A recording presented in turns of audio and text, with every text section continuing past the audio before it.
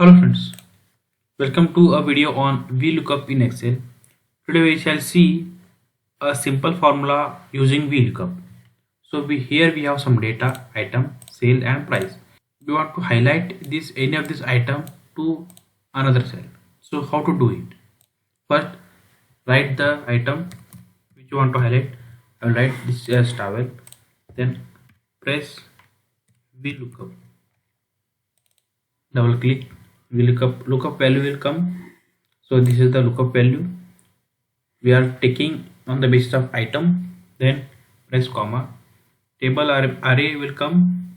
Select this cells, this is table, press comma, column index we want to take from second column. So what, this is 1, this is 2, I'll type 2. Then I will say comma, approximate match or false exact match, we want exact match. Double click and enter. 15 is here, 15 comes here, and 333 it will come directly here after taking here. I hope you found this useful. Please like, share and subscribe to my channel. Thank you.